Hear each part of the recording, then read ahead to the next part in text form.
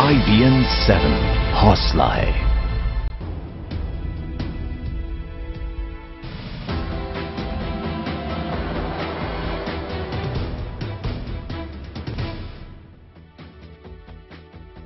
आप देख रहे हैं इंडिया 9 बजे। और महाराष्ट्र में बीजेपी सरकार का मुखिया कौन होगा, इसका फैसला मंगलवार को हो सकता है। मंगलवार को ही मुंबई में शाम 4 बजे बीजेपी विधायक दल की बैठक है। इस बैठक में राजनाथ सिंह और जेपी नड्डा भी शामिल होंगे। हो सकता है कि इसमें मुख्यमंत्री का नाम तय कर दिया जाए। इस सियासी हलचल के बीच शिवसेना का रुख बीजेपी के लिए नरम दिखाई दे रहा है, तो वहीं एनसीपी प्रमुख शरद पवार ने विश्वास मत के दौरान अपने विधायकों के अनुपस्थिति के संकेत दे दिए हैं। नागपुर के रहने वाले टेलर पिंटू मेहादिया फिलहाल काफी व्यस्त हैं।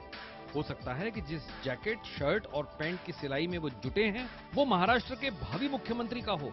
जी हां, पिंटू महाराष्ट्र के बीजेपी अध्यक्ष देवेंद्र फडणवीस के कपड़े सिल रहे हैं। कहा जा रहा है कि फडणवीस इसे शपथ ग्रहण के खास मौके के लिए सिलवा रहे हैं। बहरहाल फडणवीस का फैसला आना बाकी है, क्योंकि उनके रास्ते में अपनी ही पार्टी के कई बड़े नाम हैं। एकनाथ खड़से की नाराजगी तो कैमरे पर भी नजर आती है।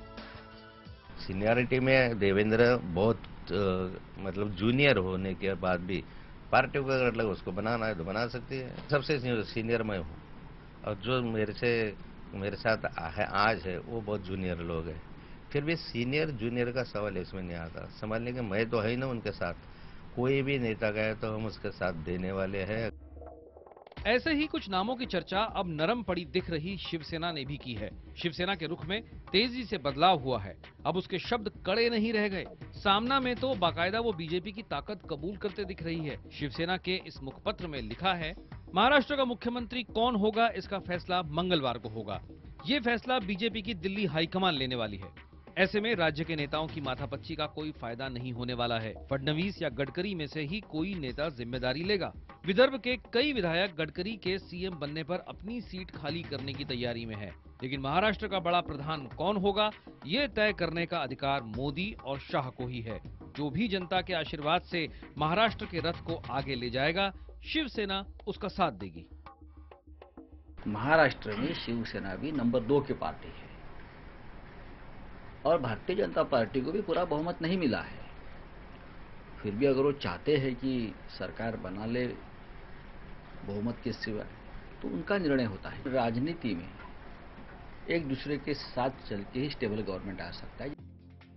सियासी जानकार शिवसेना के रुख में आई नरमी के पीछे कई वजह मानते हैं। दरअसल शिवसेना का मुंबई सहित कई और महानगरपालिका, जिला पंचायतों में बीजेपी के साथ गठबंधन है।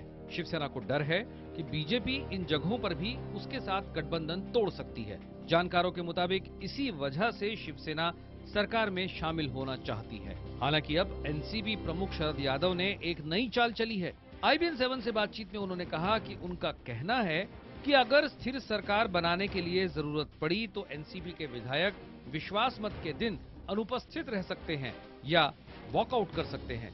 इससे आगे चलकर सरकार पर कोई खतरा नहीं रहेगा।